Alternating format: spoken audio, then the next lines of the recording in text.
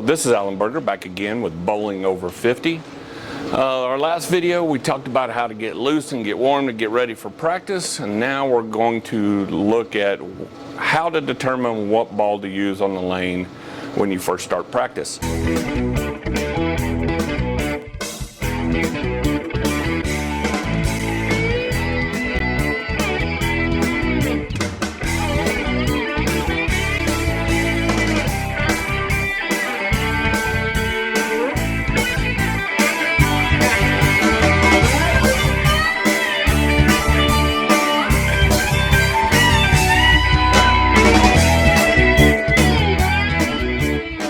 I haven't bowled on this lane yet at all.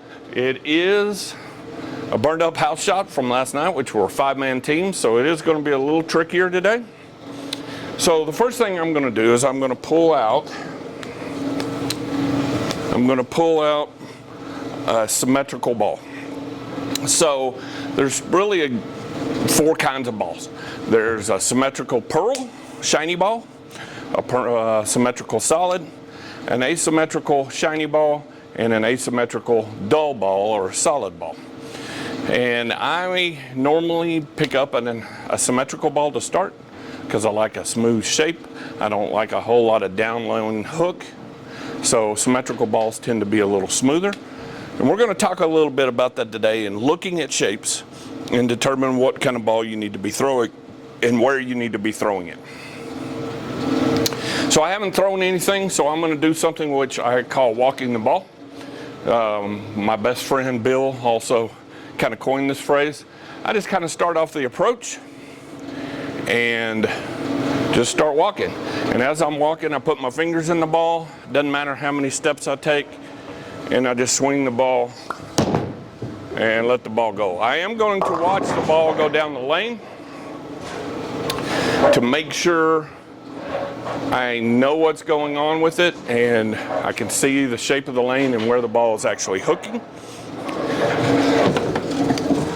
I'm going to walk the ball and pick up my spare, or try to, just trying to get loose. I did my exercises, so I am loose and I am ready to go. But the first shot is always tricky, so I always take it easy. Make sure I can slide, make sure I don't fall. Okay. So now we're going to grab our symmetrical ball. So this ball should be smooth. Shouldn't be jumpy down lane. I should be able to control the pocket. A lot of players with lower ball speed and lower rev rate like to throw asymmetrical bowling balls. They have a lot more hook down lane and they tend to be a little sharper. Not sure that's the way to go when your rev rate is really low and your ball speed is really low. You want to control the pocket. You want to make sure you have a ball that doesn't overhook. A symmetrical ball is a great place to start. So we're going to throw this, and I'm going to take a guess of where to stand on the lane. Now, if you will notice, down lane, you're going to see a little piece of blue tape. Make sure you check with your bowling center before you do this. It's a little piece of painter's tape on the 5 board. This gives me a tracer of where my ball ends up down lane. So from where I'm standing and where I'm looking at the arrows, I can see where the ball hits down the lane. And I can do that with that little piece of blue tape. Most of the time I'm going to try to be just right of it, which it's on the 5 board. I like playing the gutter. But if I need to move left and get it inside that tape, that I know that's at the 5 board at 43 feet down the lane. This oil pattern is a house shot. It's 42 feet long. So I'm going to take a stab and a guess. This is a burn up house shot from last night, and I'm just going to give it a roll and see what it looks like. Wow, look at that. Not bad for my first shot. The ball is actually a half a board or a board inside the blue line down lane. I want to be a little bit closer to on the tape or just right of it. So we'll try that again. I'm going to move a board left, just one board left, keeping my eyes exactly the same as where they were. And we'll see if we can't hit that tape this time. All right, eyes the same, feet one board left. Still left of the tape with no hand on it whatsoever. When I'm practicing, I never reset my spares. I always shoot at everything. When I'm trying different balls out and working on different things, I'm leaving some interesting spares. Makes for good spare shooting and good spare practice. Because I have an 8-pin back here, I'm going to hook at this. If there was no 8-pin there, I would be throwing it straight. So the way I pick this thing up is I'm going to move 5 boards right with my feet and keep my eyes exactly the same. So I'm looking at just right of second arrow.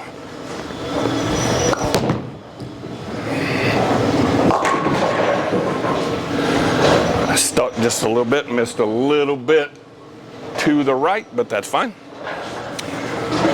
All right, so we're going to try that same shot again with this symmetrical ball. I want you to notice as it goes down the lane, it's really smooth, it's not very jumpy, it's controlling the pocket. I don't want a ball that overhooks.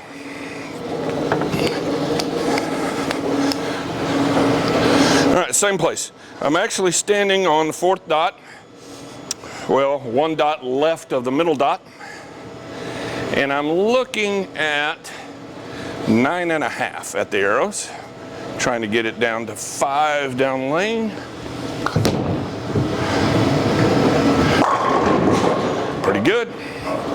So again, I want you to notice there, if you can see it, the ball is smooth and not very jumpy. So now we're going to switch to an asymmetrical ball. I would do this in practice. I would throw that symmetrical ball and see where it hooks, get kind of lined up. It looks like I'm lined up pretty well. So now I'm going to throw an asymmetrical ball in the same spot. What you should notice is the ball being a little jumpier and a little bit more with a hockey stick, as much as I could do one. All right, I'm standing on 1 dot. I'm standing at 25, which is 1 dot left of the middle dot, which is 20. I'm looking at 9.5, trying to get it to 5 down lane.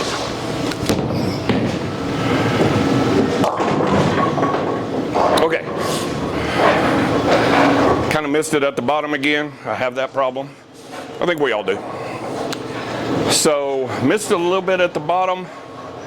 It did come back from that spot, but the interesting thing is that symmetrical ball, even though it's rounder, actually hooked a little earlier than the asymmetrical ball. The asymmetrical ball got down the lane a little bit further, so I was right of the blue tape on that one, throwing it in the exact same spot, but I didn't have any hand on it, so it didn't come back. I'm going to shoot at this spare.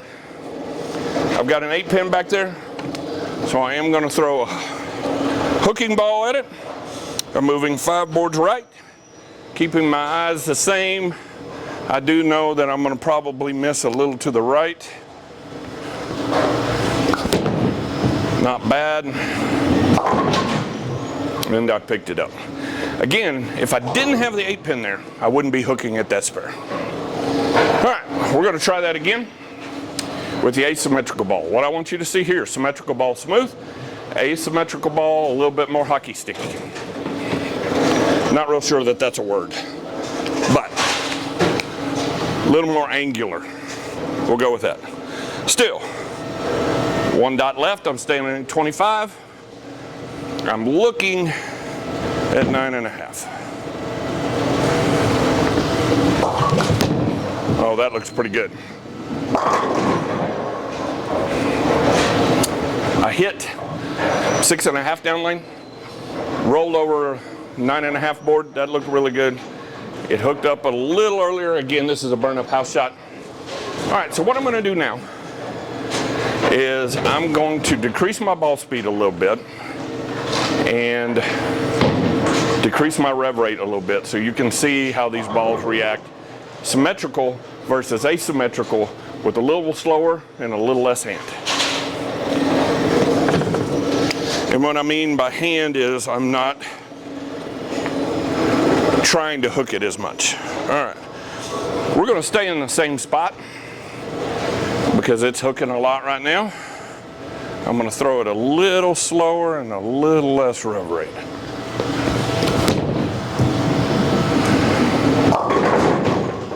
I didn't get back to the pocket. All right, well that made that spare a whole lot easier as an 8-pin fall.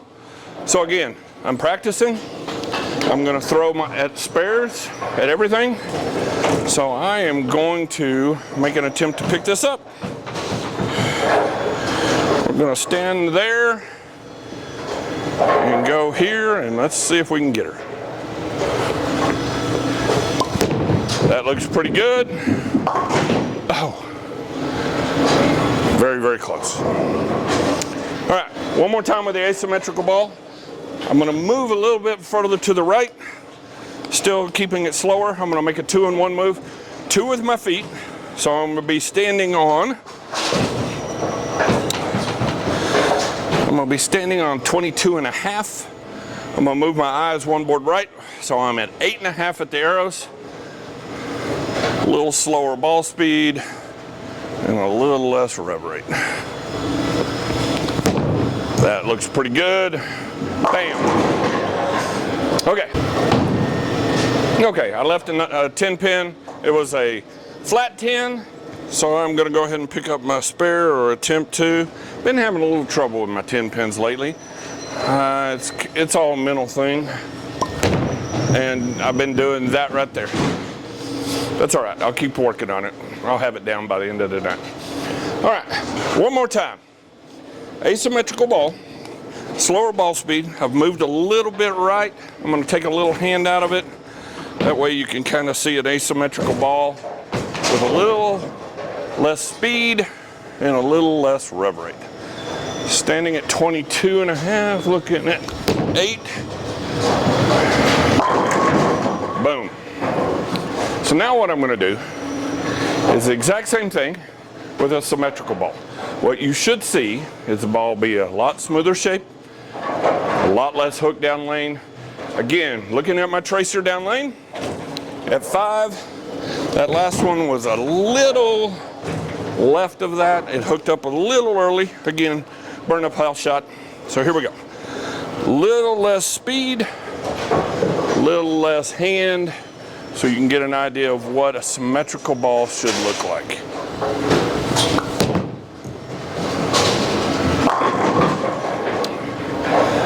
And there's the difference between asymmetrical and symmetrical. If you're throwing a lot of asymmetrical bowling balls, consider grabbing yourself a symmetrical ball if you have a little less ball speed and a little lower rev rate. So what I'm going to do for you for our last shot is a symmetrical ball thrown very slowly with a lot less hand. Take a look, and you have a great day. This is Alan Berger with Bowling Over 50. A little slower, a little less hand, and let's see if we can get a strike. You have a great day.